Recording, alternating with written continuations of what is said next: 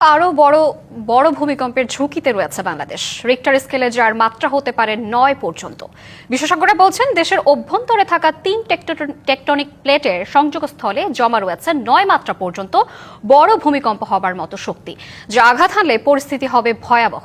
বিশেষজ্ঞরা বলছেন 7 মাত্রার ভূমিকম্প হলেই ক্ষতিগ্রস্ত হবে রাজধানীর অর্ধেক ভবন। এমন পরিস্থিতি মোকাবেলার 20% সক্ষমতাও নেই বাংলাদেশের, বলছেন বিশেষজ্ঞরা। শুক্রবার সকালে ভয়াবহ ভূমিকম্পে কেঁপে ওঠে দেশ। রিক্টার স্কেলে যার মাত্রা 5.7। এই ভূমিকম্পে হেলে গেছে বহু ভবন, হয়েছে ক্ষতিগ্রস্ত, ঘটেছে প্রাণহানির ঘটনাও। শুক্রবারের ভূমিকম্পের উৎপত্তিস্থল নরসিংদীর ঘোড়াশালে। এর আগেও একাধিকবার দেশের অভ্যন্তরে ভূমিকম্পের উৎপত্তি হলেও এবারের ভয়াবহতা ছাড়িয়ে গেছে আগের সবগুলোকেই। কিন্তু আরও ভয়াবহ খবর হলো দেশের অভ্যন্তরেই রিক্টার স্কেল 9 মাত্রা পর্যন্ত ভূমিকম্প হবার আশঙ্কা রয়েছে।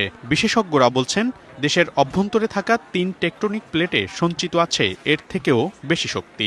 এই যে আটকে থাকা, এটাকে আমরা বলি লকড জোন।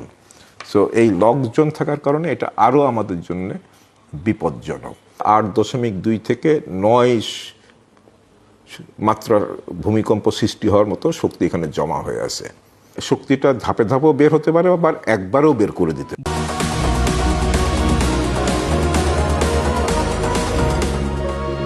বুয়েটের গবেষকরা বলছেন দেশে 7 মাত্রার বেশি ভূমিকম্প হলে রাজধানীর প্রায় অর্ধেক ভবনই ক্ষতিগ্রস্ত হবে। 50% মধ্যে 25% হচ্ছে ইমিডিয়েট ভ্যাকেন্ট করে দেওয়ার অবস্থায় ছিল, আর বাকি 25% ছিল হচ্ছে মধ্যম ঝুঁকির মধ্যে। রাফলি বলা যায় যে আমাদের হয়তো 50% বিল্ডিং ভালো, কিন্তু আমরা ক্যাটাগরিক্যালি যেটা বলতে চাই যে রেসিডেন্সিয়াল বিল্ডিং এর প্যাটার্ন মে বি ডিফারেন্ট। বড় ভূমিকম্পের দুর্যোগের 20 ভাগ ব্যবস্থাপনার সক্ষমতাও বাংলাদেশের নেই জানিয়ে দুর্যোগ ব্যবস্থাপনা বিশেষজ্ঞরা বলছেন ভূমিকম্প নিয়ে সচেতনতা এবং ক্ষয়ক্ষতি এড়াতে নানা পরিকল্পনার কথা বলা হলেও সেই বিষয়ে বাস্তব পদক্ষেপের অভাব আছে। ঢাকা শহরের কথা যদি বলেন, আমরা অবশ্যই রেড জোনের মধ্যে আছি।